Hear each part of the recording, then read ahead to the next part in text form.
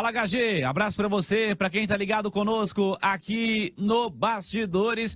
Estamos chegando para falar de uma quinta-feira quente de Copa do Mundo. Tivemos decepções, vexames, Alemanha e Bélgica, tivemos surpresas, Marrocos e também Japão, como líderes de suas chaves, onde nem de longe poderiam ser considerados favoritos por alguém. Léo Figueiredo, tá tudo bem, Léo? Tudo bem, Cirilo, e contigo? Um abraço, HG, um abraço, turma do Brasil. Que rodada, hein, bicho? O que parecia, depois do primeiro tempo desses jogos da noite, parecia que o segundo tempo ia ser aquele trem mais arrastado do mundo, e a jornada ia lá pra baixo, né? De repente o Japão vira, rapaz, a Costa Rica vira, aí virou um rolo danado. Teve um momento em que a Alemanha e a Espanha estavam as duas fora, mas a Alemanha acabou ficando fora de novo. Olha as minhas rugas de preocupação quanto a isso. É uma decepção muito grande, tá? Para o futebol alemão, um país que tem ótimos jogadores, que tem um dos melhores clubes do mundo, sempre candidato a título de Champions, com diversos jogadores dele, inclusive, nessa seleção alemã. Mas eu vou te falar, aquela zica de brasileiro depois do 7-1 pegou muito neles, viu? Tô nem aí.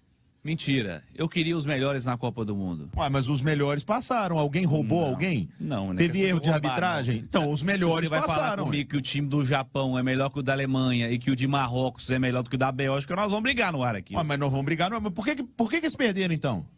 Não sei, foram melhores. Ué, então os melhores passaram. Eu não estou dizendo que foi injusto. Eu estou dizendo que o melhor time está fora da Copa. Não, você queria a grife. É isso que você queria. Você queria a grife. Eu vou te dar um tempo. Eu vou chamar o Marcelo Beckley e vou te dar um tempo para escalar Marrocos de 1 a 11. Marcelo Beckley, o que você tem a dizer sobre a vitória do Marrocos? Fala aí, Marcelo. Boa noite para você, boa noite para todo mundo do Bastidores, aqui no Alta Turma, com uma grande presença da torcida marroquina, 43 mil torcedores por aqui. A gente pode dizer que quase a totalidade deles de torcedores do Marrocos. O time africano venceu mais uma vez na Copa do Mundo, chegou a 7 pontos e se classificou para as oitavas de final. Fez 2 a 1. O Ziyech abriu o placar logo no início do jogo, o Enasri fez o segundo gol da seleção marroquina. Canadá ainda descontou no finalzinho, 2 a 1, muita festa da torcida. No final do jogo teve pressão ainda da seleção do Canadá e a torcida, fazendo muito barulho, ajudou a segurar essa pressão. Marrocos passa em primeiro lugar do seu grupo. Senegal também já se classificou. A Tunísia é um africano que ficou pelo caminho nessa sexta-feira. Camarões no grupo do Brasil tem chances muito remotas, mas Gana está viva ainda no grupo que tem Uruguai, Portugal e Coreia do Sul. E se Gana vencer os uruguaios, se classifica também sem depender de nenhum outro resultado às oitavas de final da Copa. Boa, obrigado, Marcelo. O Léo tá aqui, não teve tempo de pegar a escalação. Não, na verdade, você nem deixou pegar o celular, agora eu tô pegando aqui. Olha só, eu acompanhei Croácia e Bélgica e foi um 0 a 0. E aí, a gente brincava mais cedo, Léo, na turma do bate-bola, que o Lukaku entrou meio pesadão, né? Meio desligado, mas a simples presença dele levou muito perigo ao sistema defensivo da Croácia. Acabou não adiantando, porque ele perdeu pelo menos 3 gols sem goleiro. Incrível um atacante do nível dele ter passado por isso, mas com esse agravante que é importante a gente destacar, fora de ritmo. A Bélgica precisava vencer, hoje contra a Croácia era uma final para os dois times, a Croácia com a vantagem de empatar e por isso se classificou como segunda colocada. Mas Marrocos sendo líder da chave é de fato uma enorme surpresa, pensando no comecinho, né, na prévia da competição. A Bélgica venceu a equipe do Canadá por 1 a 0, vitória magrinha, depois perdeu para Marrocos e hoje empatou com a Croácia, por isso está fora. Agora, para fechar o assunto zebras e tudo, Cirilo, a seleção japonesa, que pode aparecer no caminho do Brasil, porque indicando aí que eu imagino que a gente deve jogar contra a Gana. O Uruguai tá jogando futebol tão ruim que eu não sei se o Uruguai consegue ganhar de Gana, mas do outro lado, seja o Japão ou a Croácia, né? Esse é o confronto, né? Japão e Croácia. E que viria para umas quartas de final do Brasil, talvez seja melhor até a Croácia. Porque o Japão vai ser aquele time chato que marca bem, que corre pra caramba. A Croácia está no meio do caminho. Tem alguns bons jogadores, mas não marca bem e não ataca bem. Então, com toda sinceridade, talvez fosse melhor pegar até a Croácia numas quartas de final, seria mais fácil o caminho para o Brasil. Vamos dar esse giro então pelos jogos do Grupo E, definições também da Copa do Mundo, com o Japão avançando como líder da chave que tinha Espanha e Alemanha. A Alemanha eliminada. Primeiro com detalhes de Japão e Espanha, o 2-1 virada da seleção japonesa. João Vitor Xavier, quem acompanhou? Fala, João. Meus amigos do Bastidores, vocês já imaginaram um grupo com a Alemanha, com a Espanha, o único grupo da Copa com 2 campeões mundiais? E quem conseguiu a vaga? O Japão. O Japão, que já havia vencido a Alemanha, hoje venceu a Espanha. Nesse mesmo estádio, as 2 vitórias aqui. O Khalifa International Stadium já entra para a história do futebol japonês. 2 vitórias contra 2 campeões do mundo, de virada por 2-1 nos 2 jogos, e o Japão está classificado. Morata fez 1-0 para a Espanha aos 11 do primeiro tempo. No segundo tempo, Doan aos 3 minutos e depois o Tanaka aos 6 garantiram a vitória e a classificação japonesa. Eu conversei na turma do bate-bola com o Carlos Gil, correspondente da Globo durante 3 anos no Japão, e ele falou do que essa vitória japonesa significa para esse povo tão simpático. Tá difícil até de esconder o meu sorriso, né? Porque a gente, claro, vai se afeiçoando. Meus filhos, depois de 3 anos e meio, cresceram lá super felizes, né? Eles já comemoraram bastante a vitória sobre a Alemanha.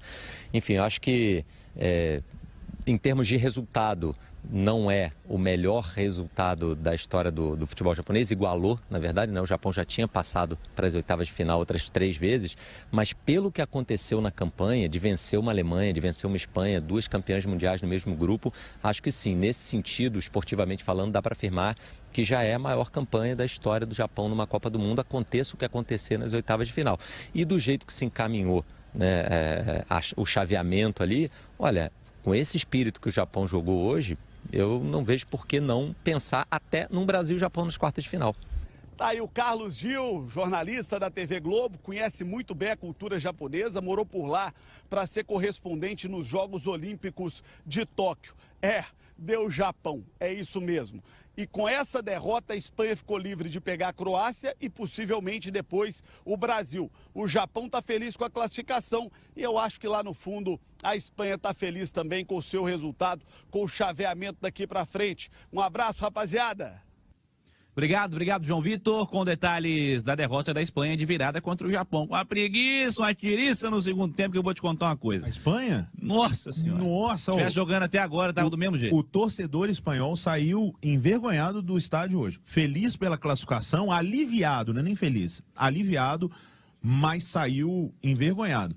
E se a Espanha, Cirilo, fez corpo mole, se ela estava achando bom ali aquele resultado para sair fora do Brasil, para tirar a Alemanha, tudo bem, é um direito deles, né? Deles ali. Mas a torcida espanhola não curtiu não, mano. E com razão. Vamos saber dessa Alemanha também, que venceu a Costa Rica, mas é um dos grandes vexames dessa Copa do Mundo. A Alemanha está fora de novo. Thiago Reis acompanhou o 4-2 da Alemanha contra a Costa Rica. Abraço, Thiago. Abraço para você, para quem se liga no Bastidores. Nós voltamos aqui do Albert Stadium, onde a Alemanha venceu, mas não levou. E vou te contar, que jogo, meus amigos, que partida. Eu vivenciei todo esse clima ali do lado dos torcedores alemães. Eles até chegaram a se enfrentar, começaram uma briga quando o jogo entre Espanha e Japão tinha um placar desfavorável aos alemães. Alguns torcedores queriam cobrar a seleção, outros queriam apoiar, e aí eles começaram a discutir. E eu, na transmissão, na nossa jornada esportiva, eu falei, ó, fechou o tempo. O pau tá cantando entre os próprios alemães essa discussão. E a revolta se explica, porque eles já percebiam que a eliminação precoce e vergonhosa, um vexame de novo da Alemanha, assim como foi na Copa do Mundo de 2018, quando a Alemanha também saiu na primeira fase lá na Copa da Rússia. O filme se repete agora aqui na Copa do Catar, do Albeit, de onde falamos nesse momento aqui no Bastidores. A história do jogo, a Alemanha começou massacrando, uma pressão tremenda, mais de 80% de posse de bola, e abriu o placar aos 10 minutos com Gnabry.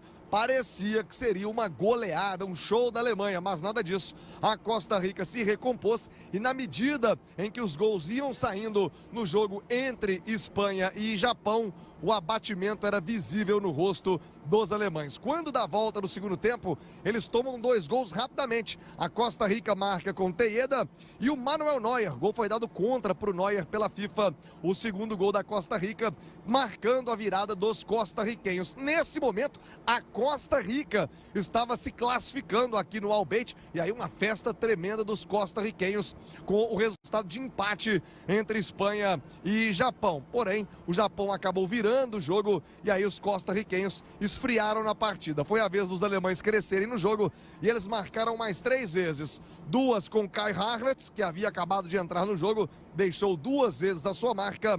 E o Füllkrug fechou o placar em 4-2 para a Alemanha. Ao fim do jogo, muito abatimento dos jogadores alemães e, claro, revolta da torcida que veio em grande número, maioria absoluta, esmagadora aqui no Al-Bayt, no deserto de Al-Khor. O torcedor alemão volta para casa bem mais cedo do que imaginava, já que tinha uma boa safra de jogadores para esta Copa do Mundo. Quem pode estar se despedindo da seleção alemã é o goleiro Neuer. O Neuer bateu o recorde hoje de goleiro que mais vezes atuou na Copa do Mundo, chegando a 19 partidas. Ele superou seu compatriota Sepp Maier, histórico, grande Sepp Maier, e também o Tafarel. Eles dois, Tafarel e Sepp Maier, ambos com 18 jogos. Neuer agora o maior goleiro a atuar na Copa do Mundo, com o maior número de jogos, evidentemente, chegando a 19 partidas, mas este último jogo certamente com uma grande frustração, não só para ele, Neuer, mas para toda a seleção da Alemanha. Aqui morreram abraçados, alemães e costarriquenhos, ambos fora da Copa do Mundo do Catar. Eu volto com você aí nos estúdios, amigo. Maravilha, obrigado ao João, ao Thiago Reis, que acompanharam essa situação também do Grupo E da Copa do Mundo, com o Japão líder, a Espanha vice-líder, a Alemanha e Costa Rica estão fora da Copa do Mundo. Temos já nesta sexta-feira, aliás, já estamos vivendo a sexta-feira aqui no Catar, o Brasil joga às 10 da noite, hora local, 4 da tarde, hora de Brasília, contra Camarões. Mesmo horário de Sérvia e Suíça, definições no Grupo G. Certeza que o Brasil está classificado, assim como há certeza que no Grupo H, Portugal também já está com a sua vaga garantida. Enfrenta a equipe da Coreia do Sul às 6 horas daqui, hora local, meio-dia, hora de Brasília. A Itatiaia transmite esse jogo, assim como Gana e Uruguai também. Nesse grupo aí, Portugal tem 6 pontos. É. Correto? Correto. Aí depois vem Gana, não é? Acho que Gana tem 3 Gana pontos, tem 3. porque perdeu para Portugal a primeira. E se venceu o segundo jogo. A Uruguai e Coreia. Com 1 pontinho. Coreia à frente. Coreia com 1, Uruguai também com 1. Isso. Então, Portugal já está classificado. Já. Mas o segundo lugar... Agora, Portugal pode perder o segundo lugar? Ou pode perder o primeiro lugar? Portugal pode perder o primeiro lugar. Se Gana vence o Uruguai. A diferença de saldo hoje entre os dois é de 3. Então, se Gana vence o Uruguai... Gana vence por 2 e Portugal perde por 1. Perde para a Coreia. Por 1. Gana vai de Isso. primeira. Isso. Aí Brasil e Portugal nas oitavas. Pode rolar. Ô, Cristiano Ronaldo, você leva a sério a parada aí amanhã, viu? Se você quiser jogar mais um pouco na Copa... Vocês levam a sério, vocês viram o que a Espanha arrumou hoje. Vocês não inventam moda hoje, não. Vocês não inventam moda, não, hein? Inventa moda, não. E olha que eles estavam jogando contra o Japão e vocês contra a Coreia. Essa parceria já rendeu até Copa do Mundo.